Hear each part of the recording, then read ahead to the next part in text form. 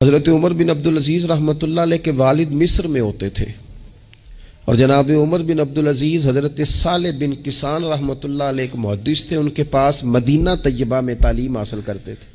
تو آپ نے اپنے استاد صاحب کے پیچھے عصر کی نماز پڑھی تو ایک رکعت آپ کی لیٹ تھی، اٹھ کے آپ نے نماز پوری کی تو حضرت صالح بن کسان محدث تھے، عالم تھے، حدیث پاک کو جاننے والے، وہ حضرت عمر بن عبدالعزیز سے کہہ رہے ہیں بچپن ہے اور والد مصر میں۔ انہوں نے پوچھا بیٹا کہاں تھے؟ نماز میں ایک رکعت میں نے دیکھا کہ آپ نے دیر سے نماز پڑھی ہے۔ تو عرض کرنے لگے میں حضور کنگھی کر رہا تھا۔ بعض بچے آئینے کے سامنے کھڑے رہتے ہیں پھر بڑی بڑی دیر ہی کھڑے رہتے ہیں، کنگھی کر رہا تھا تو ذرا دیر ہو گئی۔ حضرت صالح بن کسان رحمۃ اللہ علیہ نے ان کے والد کو مصر میں خط لکھا، فرمانے لگے جوانی بھی ہے، موقع بھی ہے، فرصت بھی ہے، اور ابھی بھی آپ کا بیٹا جماعت سے نماز نہیں پڑھتا۔ مصر میں خط گیا۔ آج جب میں نے پوچھا ہے تو اس نے کہا میں کنگھی کر رہا تھا۔ اتنے معمولی سے کام کے لیے اس نے تکبیر اولیٰ چھوڑ دی۔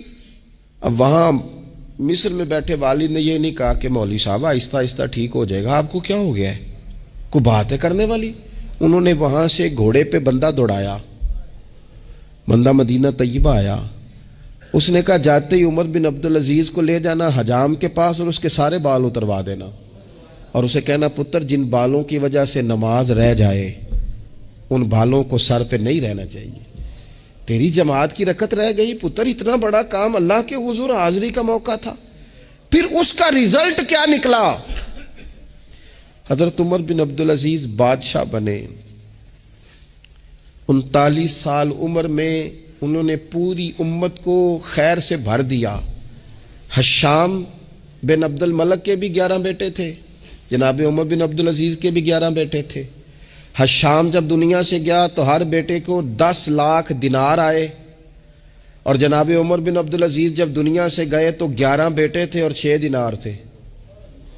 اور جاتی دفعہ کہنے لگے پتر اپنے باپ پہ شکوہ نہ کرنا، تمہارا باپ بزدل تھا، 2 رستے تھے، یا تو میں اپنے لیے جہنم کٹھی کرتا اور تمہارے لیے جائیداد بناتا، لیکن میں بزدل تھا، دوزخ سے ڈر گیا، میں جائیداد نہیں بنا سکا، اپنے باپ کو معاف کر دینا۔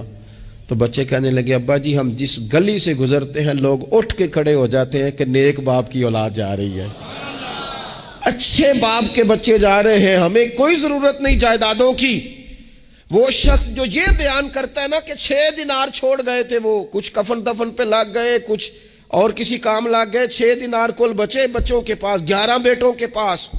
لیکن وہ شخص کہتا ہے وہ جو 10 لاکھ دینار حشام بن عبد الملک کے بچوں کو آئے تھے، وہ مسجدوں کے سامنے بھیک مانگا کرتے تھے، کیونکہ جب بچوں کو بنا اس طرح کا دیا گیا کہ کھانے میں پینے میں موج میں اڑا دیا مال، اور یہ جو 6 دینار 11 بیٹوں کو دے کے گیا، رب نے اتنی برکت دی کہ ایک ایک بیٹا ایک ایک وقت میں 100 گھوڑے مال کے بھرے ہوئے رب کے رستے میں خیرات فرمایا کرتے تھے۔